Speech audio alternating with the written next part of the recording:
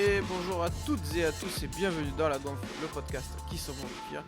Le podcast qui, avant de commencer, voulait saluer un monument du sud de la France, un monument du rugby catalan. Mathieu Acebes a annoncé sa retraite à la fin de la saison. Il a, comme il l'a avoué lui-même, il faut savoir à un moment dire stop. Il va beaucoup manquer, je pense, au peuple catalan, parce que même si sur un fameux groupe appelé USAP Info, son cas ne fait jamais l'unanimité, il a animé, on va dire, la renaissance catalane en top 14. Il a contribué au maintien et ses victoires en barrage. Donc on tenait à commencer de cette manière. Et je pense que celui qui en parlera le mieux, c'est mon invité, comme d'habitude. Salut Pierrot. Et oui, voilà comment démarrer cet épisode sans faire un clin d'œil à la légende, à Mathieu Acebes, au plus bas, au plus catalan des Basques ou au plus basque des Catalans, je sais pas comment on doit le dire aujourd'hui, tant il nous a marqué de par sa présence, de par son esprit. Donc voilà, aujourd'hui, on apprend ça cet après-midi juste avant d'enregistrer, donc c'était impossible pour moi de pas lui faire un clin d'œil, surtout qu'on va parler aujourd'hui de choses qui lui sont chères à lui en tant que joueur, qui sont le beau jeu et l'esprit d'équipe qui va être le fil conducteur de cet épisode où on va parler du 15 de France, Simon. J'ai envie de dire, c'est même carrément comment, dans une situation où on enchaîne, les mauvais résultats, comment on se remet en selle pour sauver les meubles, jusqu'à la fin. Je trouve que c'est quand même une situation qui peut être énormément appliquée à sa carrière, à l'USAP, hormis les évidents passages en Pro D2 puisque vous avez quand même roulé la plupart du temps sur la Pro D2. Une équipe de France qu'il n'aura pas connue, hein, si je dis pas de bêtises.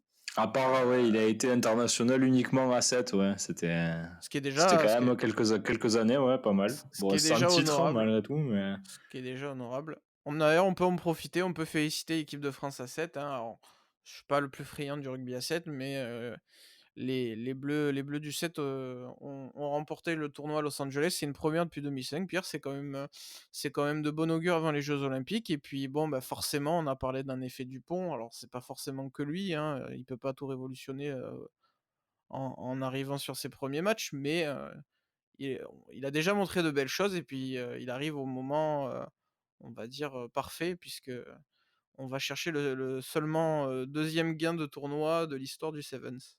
Et ouais, son impact a été indéniable, là. De toute manière, moi, j'ai vu uniquement les images qui sont ressorties dans les médias, sur les réseaux sociaux, mais c'était quand même assez impressionnant. Après, on a l'air d'avoir une belle équipe malgré tout, avec, je pense, notamment au Catalan Théo Fournier, qui est international à 7 depuis quelques mois maintenant, et qui, en dépit de sa jeunesse, est quand même scoreur sur la finale contre la Grande-Bretagne. Donc ça fait toujours plaisir d'avoir ce genre de joueur. J'espère qu'on pourra peut-être le voir éclore au plus haut niveau avec l'USAP, mais bon, bref, on va essayer d'aller la chercher. Et puis, c'est sûr qu'au moins ça fait un peu fermer leur bouche à tous les pisse-froids qui pensaient qu'un joueur comme Antoine Dupont, en dépit de son manque d'expérience à 7, allait pas être utile à une équipe. Enfin, après, d'un côté, oui, certes, c'est pas le même sport, blabla, c'est 7 joueurs sur le terrain.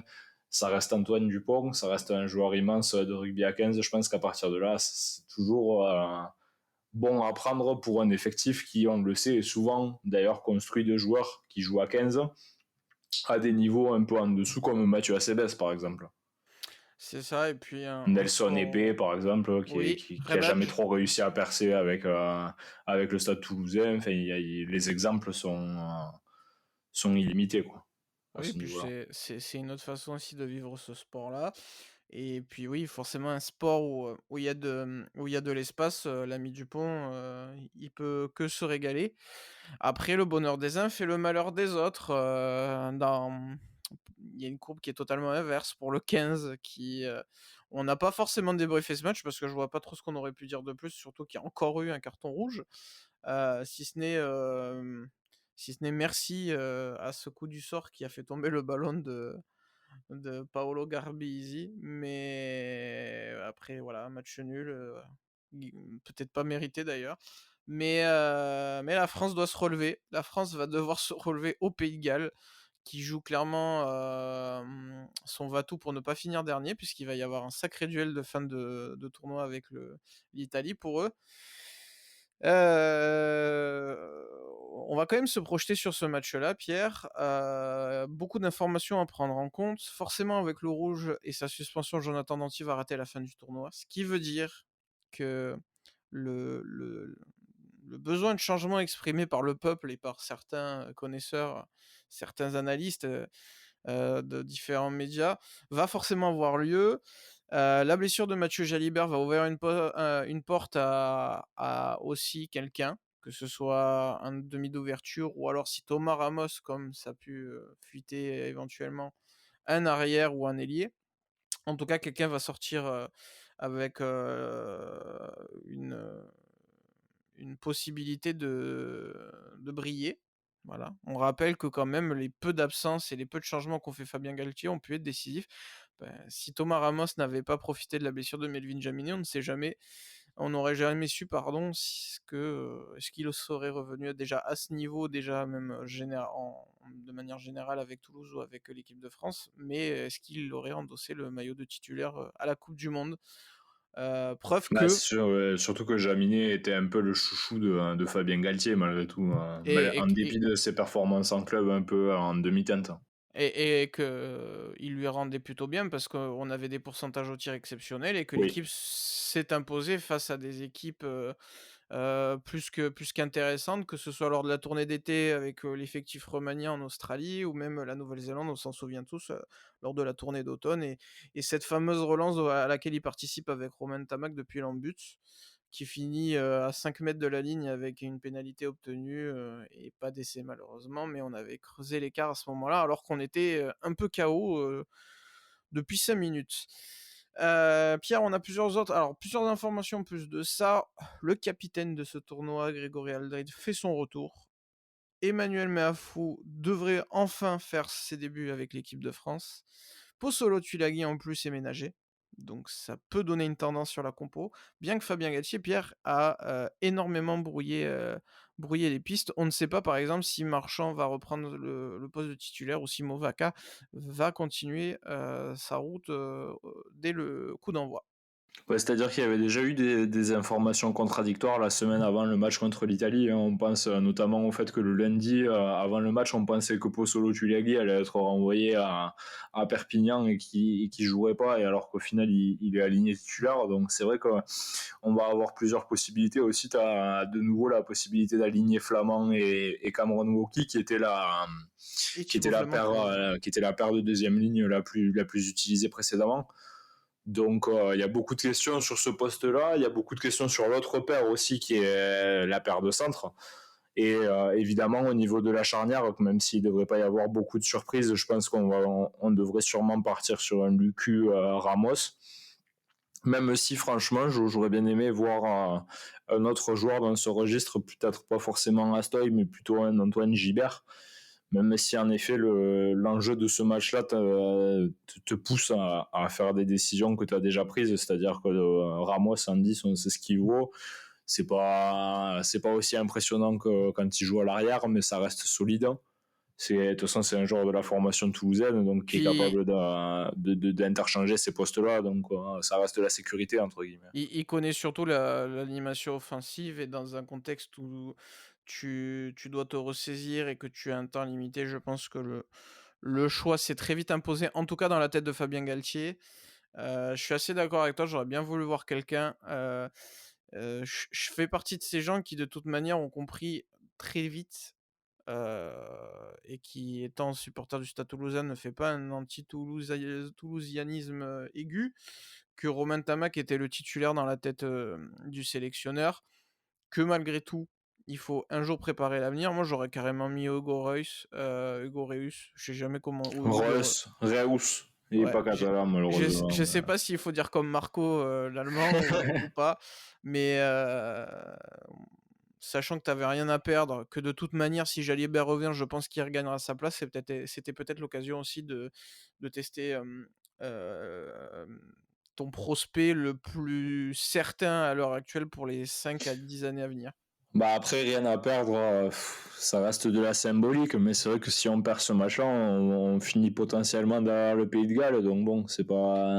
Alors, j'ai envie de te dire que c'est vrai que je vais peut-être m'expliquer un peu plus, mais dans ma tête, Fabien Galtier a tout à perdre de faire de la continuité et de éventuellement s'incliner. Que Oui, s'il décide d'amener d'un vent de fraîcheur, on peut moins lui en vouloir. Tu fais tes débuts, tu es au Pays de Galles, ça lui bon, fera une excuse, ouais. ça déjà tu gagnes du temps, mais surtout tu changes ton braquet, enfin, en plus le pauvre, on va en reparler plus tard, mais on a l'impression que la frustration de ses détracteurs depuis bientôt 5 ans peut enfin exploser et il en prend dans tous les sens, mais dans tous les sens. J'ai jamais vu quelqu'un en prendre autant. Je pense que même Noves ne prenait pas autant, à pareille époque et ouais, j'aurais tenté quelque chose comme ça parce qu'après en plus, on sait qu'un tel choix aussi aurait eu un impact sur, ce qui se passe au Stade Rochelais et au vu des périodes de doublons, Reus, a été quand même très intéressant et on parle de gamins qui ont du mental, hein. Il suffit de voir comment ils ont abordé les matchs, à la coupe du monde des moins de 20 ans, même si c'est pas le même niveau. Faut y aller au culot, hein, de marquer quasiment 40 points tous les matchs, et de pas craquer quand l'Angleterre ou par exemple revient ou la Nouvelle-Zélande. Donc j'aurais bien voulu voir ça. Mais le vrai débat, Pierre, c'est qui on met au centre. Je pense que c'est là où la tension est la plus focalisée dans les médias et dans les bruits de supporters. Ah bah On parce que là, parle énormément. Ah ben on va on va devoir de... changer. De toute Ouais, façon, on n'a pas voilà. le choix. Il va falloir au moins innover une personne et surtout on sort d'un week-end où Nicolas Deporter a beaucoup impressionné, a marqué énormément de points avec notamment sa chevauchée de 80 mètres. Bah oui, c'est-à-dire que là, du coup, vu que Jonathan Danti a pris son carton rouge bêtement contre l'Italie, on est forcé d'innover.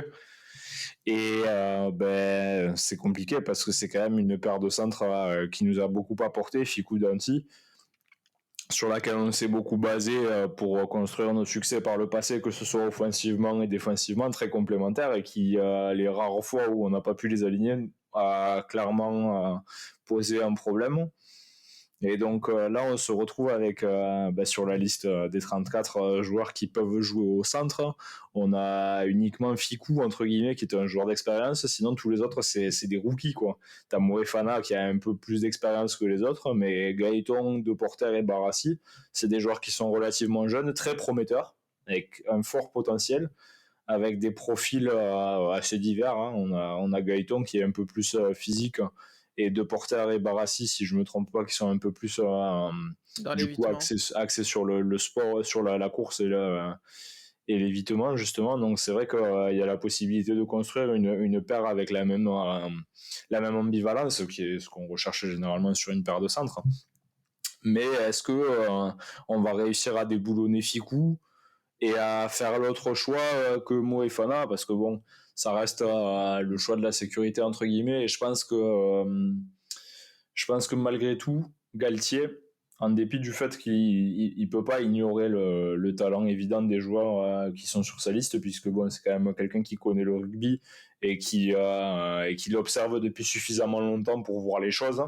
Je pense qu'il fera sûrement les choix de la sécurité, puisque il est attendu au tournant et qu'on sait que ça peut aller très vite malgré tout. C'est-à-dire qu'à partir du moment où tout le monde va commencer à parler de son potentiel départ, il aura déjà plus ou moins un pied dedans, puisque on l'a déjà vu par le passé, une fois que la cabale médiatique se met en place, c'est très difficile de rester en place soi-même. On l'a vu avec, Lièvremont, on l'a vu avec Noves, enfin, c'est vérifiable à plein de moments dans l'histoire. Du coup, moi, je pense qu'on va partir sur un classique Moefana Ficou, parce que c'est les deux joueurs les plus expérimentés, parce que Galtier aime bien Moefana. Je trouve qu'il est à la fois très prometteur, mais parfois assez décevant. Et donc, sur un match où tu peux potentiellement, bon, on va pas parler d'humiliation, puisque ça resterait une défaite au Millennium, qui est quand même une place forte du rugby, mais finir au même niveau que l'Italie, c'est-à-dire dans les deux dernières places du tournoi Destination, ça serait un échec énorme. Quand tu sais qu'il y a 6 mois de ça, on parlait d'être champion du monde. Est-ce qu'il pourrait s'en relever? Certainement, puisque bon, on va pas le virer au lendemain du match. mais ça va commencer à être de plus en plus insistant et on va commencer à chercher. Après, très honnêtement, je suis pas un fan de Fabien Galtier. J'ai trouvé ça plus injuste le traitement qu'on a réservé à Guinoves ou à Marc Lièvremont. Mais, euh, mais Galtier, ça reste un coach qui a une certaine attitude, qui a un tempérament qui plaît ou qui déplaît, selon les personnes qui le regardent. Mais je trouve que globalement, ça reste quand même un moins bon entraîneur que les autres exemples cités précédemment. Donc, est-ce qu'on va pouvoir le défendre aussi ardemment alors que les résultats qu'il a au final sont un grand chelem en 5 ans de mandat, quoi. Alors, il y a toujours cette question de est-ce qu'il profite d'une génération exceptionnelle ou est-ce Bah, qu'il bonifie cette génération exceptionnelle? c'est ça, c'est Euh, toujours, c'est toujours ce débat-là. Et très honnêtement, je pense que c'est. Alors, c'est injuste de tout mettre sur la génération, mais c'est aussi injuste de tout mettre sur lui, quoi. C'est un peu c'est des ça, deux, et je pense que c'est un peu plus de la génération c'est dorée ça. que de son talent d'entraîneur à lui, c'est indéniable. Ce qui m'inquiète le plus dans toute cette affaire, on l'a déjà plus ou moins, enfin en tout cas, c'est quelque chose dont j'ai déjà parlé plusieurs fois au cours des derniers épisodes. Galtier, on connaît sa façon de faire. Je pense qu'un mandat de sélectionneur, ça équivaut à une saison. Parce que le nombre de matchs différents, parce que l'objectif final, se joue sur un plus long terme que lorsque tu as un club. Tout à On fait, sait ouais. que c'est une excellente rampe de lancement, Fabien Galtier. On sait qu'il a plus de mal également à poursuivre avec ses groupes. Aujourd'hui, il est dans une logique où il doit pas perdre son vestiaire. Maintenant, il a aussi, une image à conserver, auprès du grand public et des médias. C'est un jeu d'équilibrisme qui l'attend, qui est très compliqué. Il y a d'un côté le vestiaire, où on récompensait Moefana, qui a souvent dépanné aussi à l'aile, qui a fait finisseur énormément de fois, que tu apprécies pour sa polyvalence, mais ce qui peut aussi désavantager d'ailleurs, dans le choix, bien que, Emilien Gaiton soit aussi, par exemple, soit aussi, polyvalent et que Deporter pourrait très bien dépanner, sur le moment. Pierre-Louis Barassi, c'est peut-être un peu différent. Il a quand même, cet avantage d'avoir un peu plus joué, je crois, avec les Bleus que les 2 autres. Gaiton, il a une sélection, Deporter, il en a aucune. Hem Je t'avoue qu'en fait, je pense que si Mathieu Jalibert avait été là, la question se posait même pas et je pense qu'il tentait le coup, Lucu, Jalibert, Moefana, Gaëton, Penaud. Je pense qu'il alignait tout Bordeaux, quoi. Bielbiarré même, j'ai oublié. Il aurait pu littéralement mettre quasiment tout Bordeaux. Ce qui aurait pas été une très mauvaise idée étant donné le besoin de réaction. Heu, Ça se serait surtout expliqué en termes d'automatisme. Là, et qu'on galère, à lancer notre machine offensive. Là, tu risques d'avoir Ramos. C'est quand même très bien parti pour que ce soit Thomas Ramos. Ce qui change beaucoup de choses parce qu'il y a pas forcément d'automatisme naturel entre lui et toute la compagnie, bordelaise.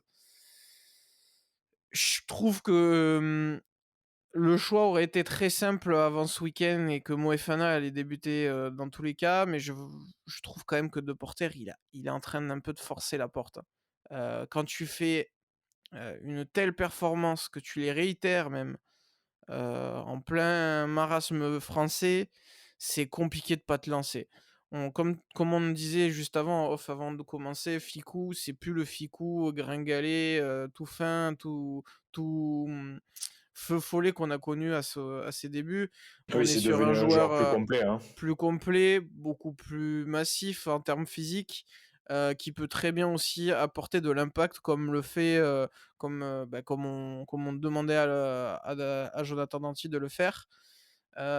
Pour moi, ils sont compatibles et je pense qu'il est temps quand même d'apporter un peu de fraîcheur dans cet effectif qui est, en plus d'être fatigué, mais ça, c'est un mal français dont on est quand même relativement habitué post-coupe du monde.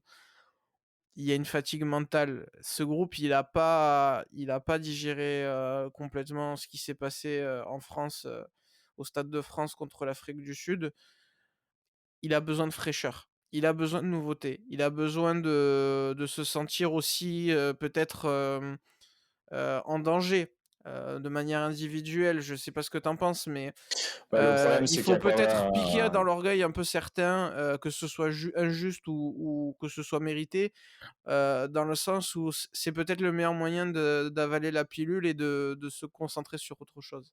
bah, ça, c'est sûr que quand tu as des indéboulonnables, forcément, ça te crée un peu un certain groupe de sénateurs, quoi, dans l'équipe, hein, ça se sait. Le souci, c'est ce que je pense qu'il faut peut-être mettre et ce qui se passe peut-être dans la tête de certains, c'est qu'il faut peut-être remettre en perspective les performances en top 14 quand on voit ce que la ligne de trois quarts de l'UBB arrive à proposer en équipe de France. Tu as eu des matchs où on a eu Lucu, Jalibert, Bielbiaré, Penaud et bon, la paire de centres habituelle, où bah, pour autant, c'était pas flamboyant comme ça peut l'être avec le club. Donc peut-être est-ce qu'on ne se dit pas on est peut-être aujourd'hui sur une phase où le top 14 propose plus forcément le même niveau qu'à l'époque et où les performances justement sont plus à critiquer, à regarder dans les critiques justement parce qu'on a peut-être trop bien vu notre top 14, on s'est peut-être vu trop beau à ce niveau-là, alors qu'au final, ben, on a des joueurs qui malgré tout arrivent à briller en club et pas forcément à reproduire les mêmes choses en équipe nationale. Je pense notamment à la paire Jalibert-Lucu à ce titre-là, puisque bah, pour l'instant, Damien Penaud et Bielbiaré font un relatif bon tournoi destination en comparaison avec le reste. C'est vrai, c'est vrai. Après, je prends aussi l'idée que cette équipe de Bordeaux-Bègles, elle brille beaucoup aussi en coupe d'Europe et contre des profils d'équipes, plus anglo-saxonnes. Où, parfois, on a un jeu peut-être moins flamboyant, qui demande peut-être plus de sobriété et eux justement, ils sont capables de répondre sur plusieurs registres, c'est-à-dire d'avoir ce sérieux défensif et derrière de les faire courir dans tous les sens. Maintenant là où on avait des limites, c'est défensivement et sous pression. On n'a pas reconnu, on n'a pas bon après voilà, le projet de jeu est totalement différent, mais on voit que la charnière, bordelaise sous pression, elle est beaucoup moins, heu, performante, ce qui est entre guillemets «normal», mais on a aussi en tête une charnière, Dupont-Ntamak qui est capable de faire des coups d'éclat, même lorsque la domination est chez l'adversaire. Ça joue beaucoup. Il y a cette idée peut-être que défensivement, on doit peut-être un peu progresser, tout en perdant pas notre jeu d'attaque. Dans ce cas-là, un profil à la Barassi, je trouve qu'il est pertinent. Hem, c'est un gars qui joue peut-être, dans le club avec le plus de pression au monde, en tout cas dans l'hémisphère nord, qui a pas forcément toujours eu sa chance en bleu, qui a été, écarté lorsqu'il a été, en délicatesse dans son club, notamment lorsqu'il est parti du Loup pour venir à Toulouse. Il a Bah, su c'est se coulu hein, à son remobiliser. âge. Hein. Oui, oui, oui, bien sûr, il s'est remobilisé. Ça prouve aussi peut-être qu'il a le caractère et qu'il est enfin prêt. Au fond de moi, il y a peut-être alors sûrement il y a un peu le supporter qui parle, mais pour moi, il y a peut-être un rendez-vous à aller chercher avec lui. Peut-être que il est peut-être temps de le lancer. Justement, si on est frileux de lancer De Porter et Gailleton, tu peut-être moins d'arguments à être frileux avec Barassi. Donc à voir. Après, de toute façon, il y en a sûrement un qui va obtenir un dossard, ne serait-ce que de remplaçant et c'est Oui, déjà c'est ça. très Et qui va intéressant rentrer. aussi, dans tous les cas, puisqu'ils vont forcément rentrer, au cours du match. J'espère pour eux sans carton rouge parce que sinon ce serait un peu dommage. Et Pierre, il y en a un qui est fortement pressenti pour faire ses débuts sans trop d'hésitation, à moins que, bah, justement, Galtier ait cherché à brouiller les pistes, c'est Léo Barré, la grande perche rose du Stade Français. Excellent avec son club et qui, pourrait profiter du remplacement de Thomas Ramos pour, montrer ce dont il est capable, au niveau international. Et oui, bah oui, du coup, c'est la sensation de la semaine, puisqu'apparemment, Léo Barré devrait faire son début avec le numéro 15 dans le dos. C'est un joueur que je suis pas énormément. Je l'avais vu plusieurs fois, du coup, parce que je suis souvent allé voir les matchs USAP, Stade français ou Stade français USAP. C'est un 15 classique, hein, c'est-à-dire qu'il est capable aussi de soulager au pied, puisqu'il est buteur aussi dans son rôle, donc Et il a surtout un pied très allongé. Il a moi, une bonne tant qu'il ouverture. s'en sort sous les ballons hauts, ça me convient, tu vois. Enfin, aujourd'hui, on ne demande pas grand-chose à un 15, entre C'est guillemets, vrai, hein. c'est C'est vrai. d'être présent sur le jeu au pied, qui aujourd'hui est omniprésent, surtout dans des matchs contre les équipes anglo-saxonnes. Donc, je pense que Après, là, faut sur avoir les deux matchs qui arrivent, ça va être important, quoi. faut avoir la capacité de relancer quand même. Aujourd'hui, au haut niveau, il faut être capable de remettre ton équipe dans le sens de la marche quand tu subis le jeu au pied.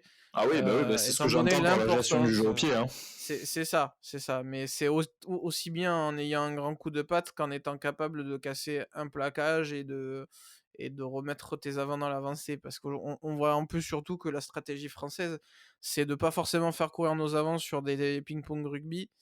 Et je pense notamment c'est ce qui a fait pencher la balance à un moment en faveur de Thomas Ramos plutôt que de Melvin Jaminet. Malgré voilà, on sait que Galtier est amoureux du coup de pied de Jaminet, on peut le comprendre, hein. Oui, c'est un atout très important. Après, tu as un souci depuis quelque temps quand même en équipe de France, c'est la gestion de ses coups de pied et de ses phases de jeu rallongées ou sous les chandelles aussi, où on a aussi beaucoup de mal à gérer ses coups de pied. On l'a vu pendant ce tournoi de destination. On l'a vu aussi à la Coupe du Monde, c'est un problème qui est récurrent. Et donc, c'est pour ça, si Léo Barré peut nous apporter un peu de stabilité à ce niveau-là, ça sera vraiment pas mal et bon à prendre. Bah, il faut aller le Ah, chercher dans les duels, hein. Quand avec ben, son c'est ça, quasi 2 ouais. mètres, il fait pas le double, il fait pas le double décimètre, non, c'est Mais pas pas le très double loin, ouais. double Il décapé. fait 1,90 m, ouais.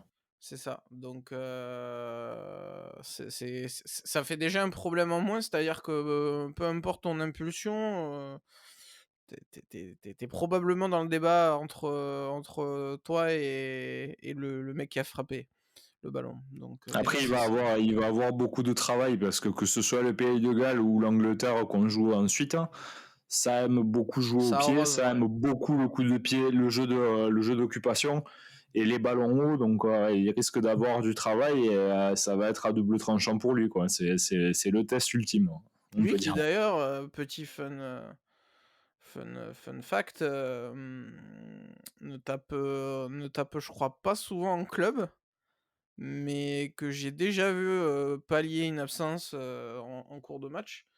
Il a un peu ce truc à la Jaminet de faut agrandir les poteaux, hein.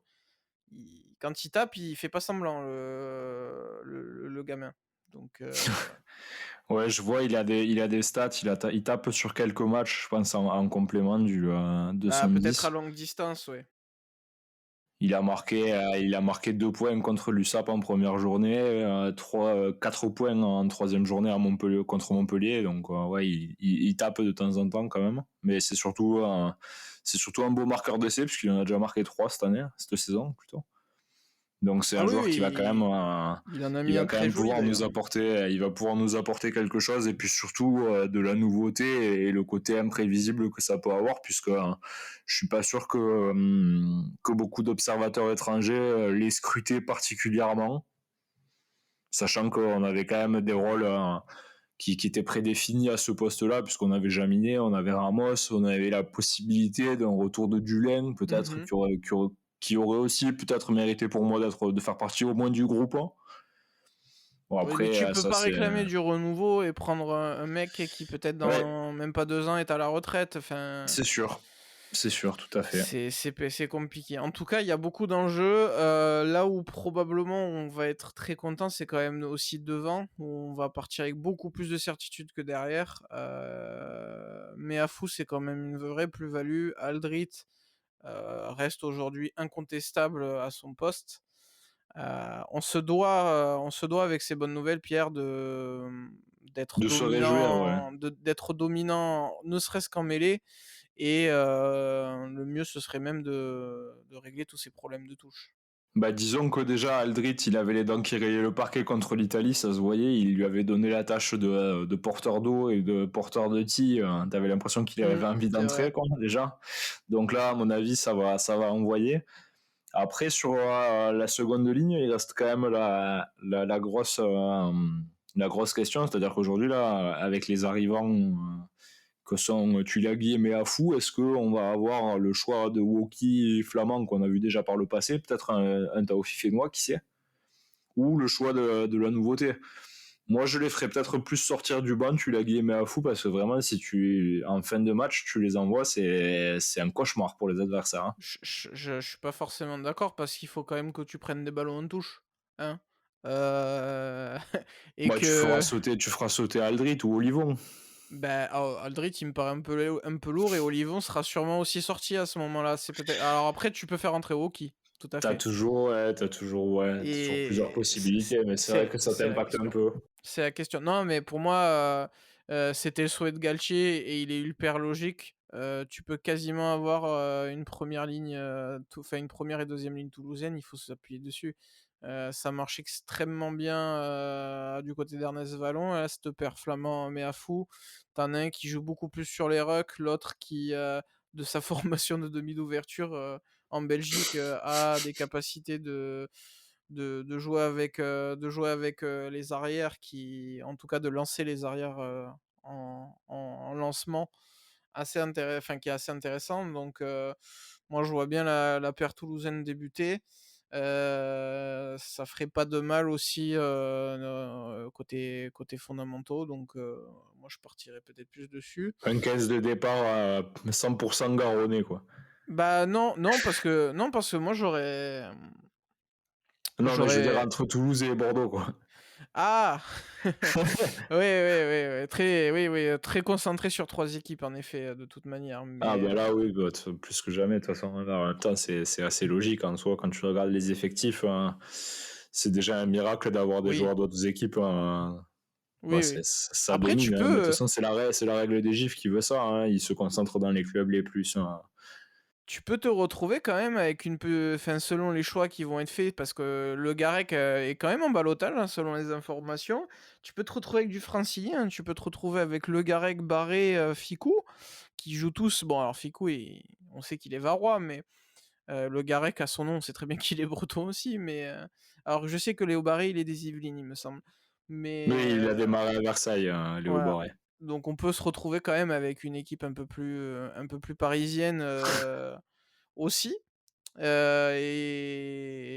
on peut même amener un peu d'exotisme parce qu'Emilien Gaëton, c'est un peu l'anecdote, on oublie souvent qu'il est franco-britannique. Sa maman est anglaise, il me semble. Comment il s'appelle Aldrit le Kenyan écossais, là. Italien aussi. Ouais, enfin bref, on s'arrête plus au niveau du métissage aujourd'hui. Hein, Oui, c'est sûr, c'est sûr. C'est sûr. Dernier petit débat. On a commencé le tournoi avec Movaka qui, pendant longtemps, a brillé lors des remplacements enfin, lorsqu'il palliait l'absence de notre ami Julien Marchand.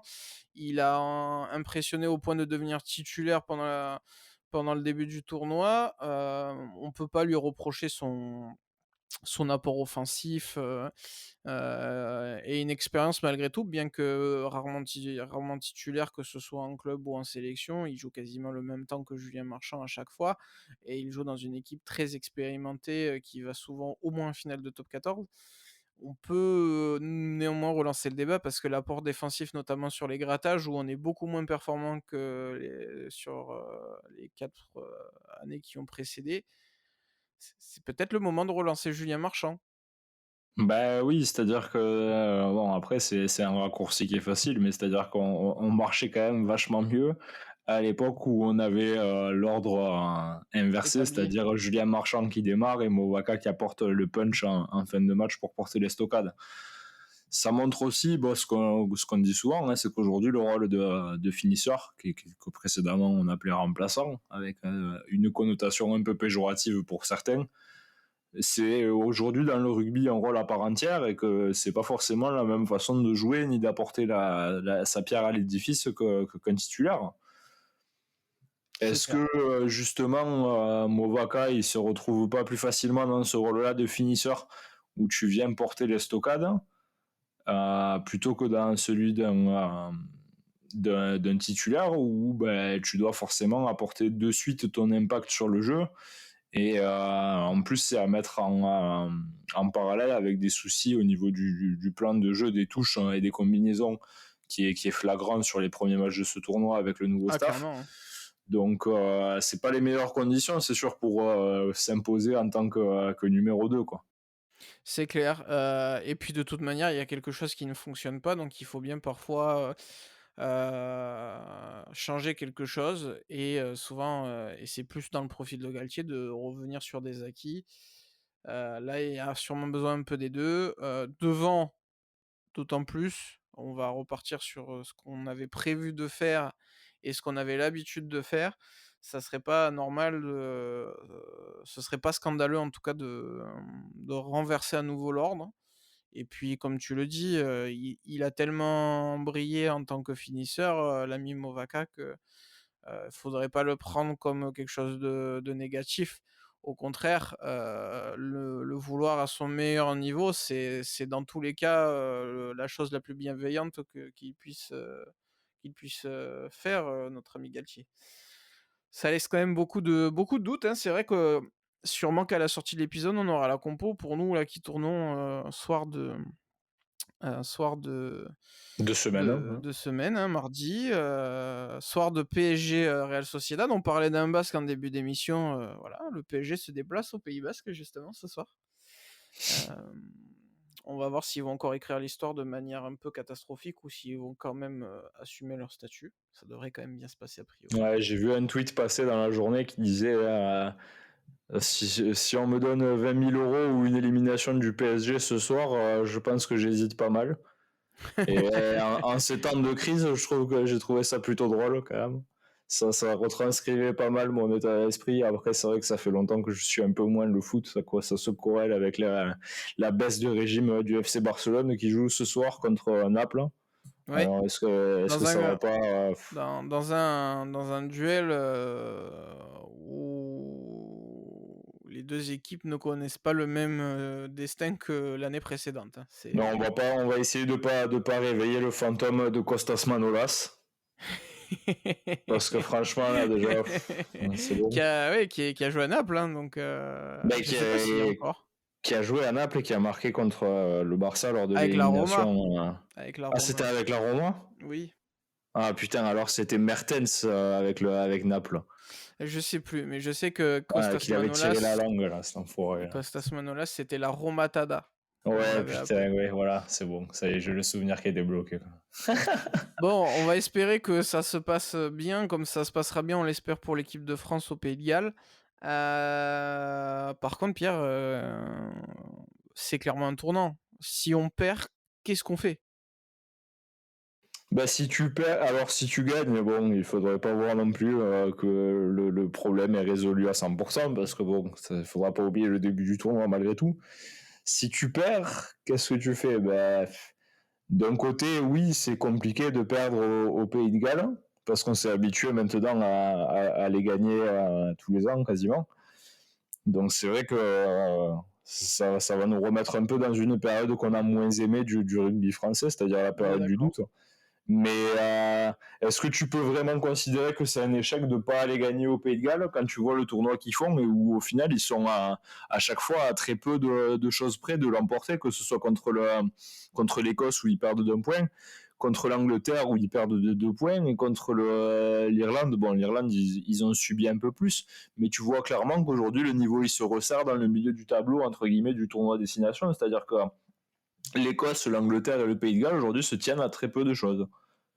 C'est-à-dire que tu Et as, un duo de tête, entre guillemets, avec nous et l'Irlande. Je sais pas si on mérite encore d'y être au niveau ah bah de non, nos non, performances à l'heure récentes. actuelle, tu peux pas l'affirmer. Mais tu as un Probablement vrai que milieu de l'année tableau, prochaine, quoi. oui, mais Tu oui, as un oui, vrai milieu de tableau. il y a l'Irlande et les autres en ce moment, c'est clair et ben, on voit que l'Italie, on peut aujourd'hui, on peut pas les mettre dans le même panier encore que les 4 autres, mais On peut pas se reposer face à eux désormais, surtout quand, le scénario du match est en défaveur de leur adversaire. C'est compliqué. Après, là, aujourd'hui, j'ai pas envie de te dire: «Est-ce que ce serait scandaleux?» C'est qu'on doit gagner. On doit gagner. On n'est pas dans l'idée de: «Est-ce que c'est grave si on perd ou pas?» Non, On c'est peut sûr, plus je se pense pas que permettre le de staff perdre. réfléchisse Donc, comme ça d'ailleurs, mais bon. le staff, il faut qu'il se considère en danger. Aujourd'hui, si tu perds au Ah Pays de Galles, ben, tu vas jouer la dernière place. il faut Attention. réaliser que la semaine dernière, si il n'y a pas la règle de la décision de terrain, l'essai qu'on marque en début de match, il est vraiment très difficile à accorder, je trouve, Ben, en toute honnêteté. on va dire que tu as 2 fois 2 tu as 2 matchs qui tournent en ta faveur sur des faits de jeu, et d'arbitrage très rares. Tu peux te retrouver avec 3 défaites. Bah oui, et C'est c'est ce que disait surtout Richard encore Dourte, hein, notamment, mais en termes de contenu, encore, je trouve que contre l'Écosse, tu méritais quand même plus ou moins de gagner, tu avais dominé le match. Autant contre l'Italie, c'était vraiment, enfin, c'était pas rassurant, quoi. Et c'était pas flagrant en soi. beh, Bon, tu après, t'as le puni. carton rouge, mais bon. On va dire que le karma t'a puni de pas savoir, conclure tes actions parce Ouais, qu'il c'est doit vrai, pas y avoir débat. Le début c'est de pas match, tu saupier dois. en touche là, alors que Oui, c'est t'as ça. un surnombre, franchement, ça rend fou, quoi. C'est ça et puis cette indiscipline au moment fatidique ou ces erreurs de main quand il ne faut pas, le match, il doit être réglé au bout d'un quart d'heure face à l'Italie, c'est pas le cas. Beh, derrière, tu leur donnes, l'espoir qu'ils peuvent aller chercher un petit bout de pain, voire tout le quignon du pain et tu te punis tout seul, tu te mets en danger et ces situations, elles n'existeraient pas si dans ta tête, tu étais plus serein. Donc c'est un peu l'effet ricochet de tout ce qui s'est passé et malgré tout, même si elle a fait du bien, cette victoire en Écosse, on n'a pas abordé l'Italie de manière 100 sereine. Qu'on soit clair, sinon on aurait fait tourner comme on l'a souvent fait face à l'Italie, on aurait lancé des finisseurs habituels ou même des nouvelles têtes. Preuve que, il faut faire le fameux «il faut faire corps» sorti à la fin du match contre les Italiens, c'était déjà le mantra de cette équipe avant ce déplacement presque, j'ai envie de dire, à Lille, puisque on a l'impression que depuis jouer au Stade de France, on est sans repère. Bon, moi je vais être très clair, si Fabien Galtier n'est pas capable de résoudre la situation d'ici la fin du tournoi et qu'on ne termine pas avec 2 victoires et on va dire un tournoi en demi-teinte, il va falloir se poser des questions. Parce que c'est pas tant que je veux virer Galtier, il a mérité de continuer, c'est pour ça qu'on l'a prolongé, hein. Mais tu peux pas, changer les 34 joueurs. Tu peux peut-être pas changer les adjoints seuls sans argumentation aussi. Bah là, je pense qu'on est plus proche d'un départ des adjoints plutôt que de Galtier, hein. Ben moi je pense que c'est plus Galtier qui est en danger. Bon alors les 3 hein, par conséquent, hein, Oui, mais si Galtier s'en va, le reste on partira avec lui, mais on enfin, on ça n'oublie pourrait être pas le que sujet de notre podcast, hein, de on savoir qui on met à la place, quoi, hein, on sinon. n'oublie pas que, Galtier il arrive sous la porte, on est passé sous le mandat Florian Grill. Il y a beaucoup d'incertitudes, qui va continuer d'ailleurs la présidence de la FFR. Ouais, ouais, Il il y a faut Guirado qui dit qu'il va y aller. il faut sauver il va après toutes les télés offertes, pour voir les matchs de top 14 les dimanches après-midi après les matchs, on va avoir, toutes les pizzas offertes, par, le plus beau des lanceurs de pizza au début de sa carrière. Ce serait rigolo Ah, pas mal ça. et non mais, ouais, il va falloir se poser la question et réagir très vite parce qu'on ne peut pas autant là, je pense qu'on peut se dire: «On jette cette année, tant pis, c'est fini avec ou sans lui». Autant l'année prochaine, on peut pas se permettre d'être défaillant, d'autant plus qu'on va se déplacer 3 fois. Le tournoi sera plus difficile dans les faits l'année prochaine. Oui, tout à fait, ouais. Tu vas Donc aller c'est en vrai Irlande que, enfin, tu vas aller en Irlande, tu vas aller en Italie, qui commence à vraiment prendre ses marques chez eux, à passer pas loin de battre l'Angleterre, et tu vas aller te déplacer, également une troisième fois en Angleterre donc et tu vas pas refaire l'exploit qu'on a fait à Twickenham, en 2023 tout à chaque déplacement. Faut pas rêver. Les Anglais, ils vont un peu mieux, voilà, il faut réagir très vite, il faut trouver des solutions. Et si les solutions euh, montrent des limites, que tu perds ton vestiaire, quand tu perds ton vestiaire, tu n'as plus d'autre choix que de virer l'entraîneur. Donc c'est aussi pour ça que l'hypothèse de voir partir Fabien Galtier, elle peut se profiler en cas de défaite contre le Pays de Galles et encore plus contre l'Angleterre.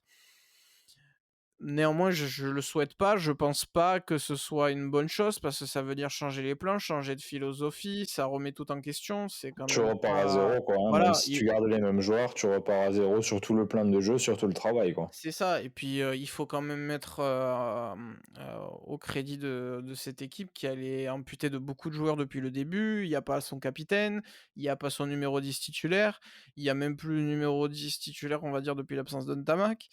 Il y a C'est beaucoup ça, de choses contre elle, je pense que pour ça, ils le feront pas partir cette année, mais, pas cette année-là. mais le problème, c'est d'aller dans la profondeur de l'excuse, se cacher derrière les excuses. C'est pas la bonne thérapie non plus. Des fois, une décision brutale, mais qui te réveille un peu, elle a du bon. On peut le voir avec l'OM au football, par exemple. Ça peut être une idée. On voit que Montpellier, ça n'a pas porté ses fruits tout de suite, mais Montpellier va mieux. Je donne un exemple rugby. Voilà, et pourtant Colazo, je pense pas qu'il soit plus compétent que Saint-André, par exemple. Dans ma tête, Oui, non, il y en a un ça, qui a gagné, il y en a un qui a gagné le top 14, pas l'autre. Il y en a un qui a été champion même à l'étranger, c'est pas le cas de l'autre. Donc il y oui, et en a puis un qui a t'en as fait des surtout cendres de Ligue. un qui a été médiocre avec Brive, avec Toulon, Bah, qui est Montpellier, parti avec perte et fracas de La Rochelle, quoi. et qu'il est un peu avec Montpellier malgré tout, hein. Oui.